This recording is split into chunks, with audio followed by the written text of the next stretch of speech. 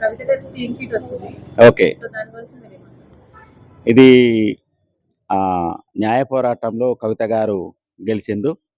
ఇది అద్భుతమైనటువంటి విజయం వారు సాధించిండ్రు న్యాయ పోరాటంలో అని జెప్పేసి మేము అనుకుంటున్నాం.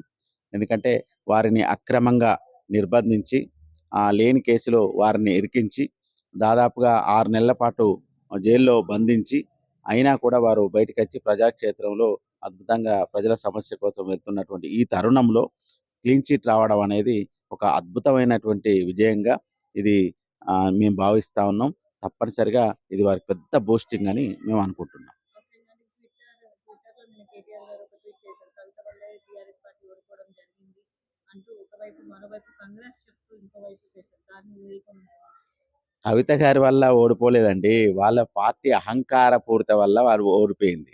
అప్పుడున్నటువంటి పరిస్థితిలో 2023లో జరిగినటువంటి ఎన్నికల్లో చాలామంది అనేక మంది కార్యకర్తలు కనీసం ఒక 30 మంది అభ్యర్థులు మార్చాలని జెప్పేసి మొరబెట్టుకున్నారు.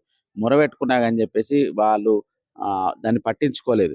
ఆ కారణంగా అది ఓడిపోయింది. అదే విధంగా కనీసం ప్రజలకు కలవకుండా, అటు కేసీఆర్ కలవకుండా, ఇటు కేటీఆర్ కలవకుండా ఎవ్వరు గూడా ప్రజలకు అందుబాటులో లేకపోవడం వల్ల ఆ పార్టీ ఓడిపోయిందే తప్ప, కవిత గారి వల్ల ఓడిపోయిందని జెప్పేసి అనడం అనేది చాలా తప్పు.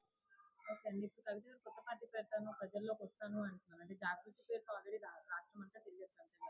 మరి అలా ఆ టైంలో కవిత గారు తిరిగినప్పుడు పబ్లిక్ కవిత గారిని ఎట్లా రిసీవ్ చేసుకున్నారు? తప్పకుండా కవిత గారిని చాలా అద్భుతంగా రిసీవ్ చేసుకుంటారు. ఎందుకంటే కవిత గారు ఇప్పుడు కొత్తగా రాజకీయాల్లోకి ఏం రాలేదు. 20 సంవత్సరాల నుంచి రాజకీయాల్లో ఉన్నారు. తెలంగాణ జాగృతి అనే సంస్థను స్థాపించి ఇప్పటికి 20 సంవత్సరాలు దాటింది. ఈ 20 సంవత్సరాల్లో గూడా తెలంగాణ జాగృతి ద్వారా అనేక కార్యక్రమాలు చేసి ఉన్నారు. అనేక పోరాటాలు చేసి ఉన్నారు.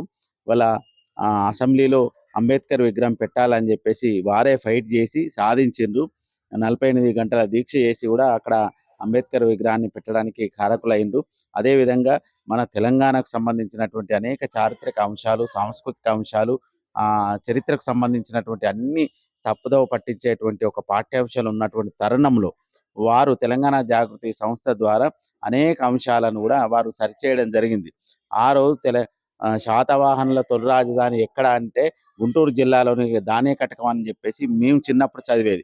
కానీ కవిత గారు తెలంగాణ జాగృతి స్థాపించిన తర్వాత కవిత గారు అప్పుడు ఉమ్మడి రాష్ట్రంలో ప్రభుత్వాలకు నివేదించడం ద్వారా అది దానేకటకం కాదు, కరీంనగర్ జిల్లాలోని కరీంనగర్ జిల్లా అని చెప్పేసి అందులో మార్పు చేయడం జరిగింది. అదేవిధంగా పోతన ఎక్కడ వాడాలంటే వాళ్ళు అప్పుడు కడప అని చెప్పేసి వారు క్లెయిమ్ చేయడం జరిగింది. కాదు, బ్రహ్మర పోతన మన వరంగల్ జిల్లా వాడని చెప్పేసి కవిత గారే వారు చెప్పడం జరిగింది. ఆ విధంగా అనేక చారిత్రక అంశాలు తప్పుగా ఏదైతే లిఖితమైందో పాఠ్య పుస్తకాలల్లో అవన్నీ గూడా కవిత గారే సరిచేయడం జరిగింది.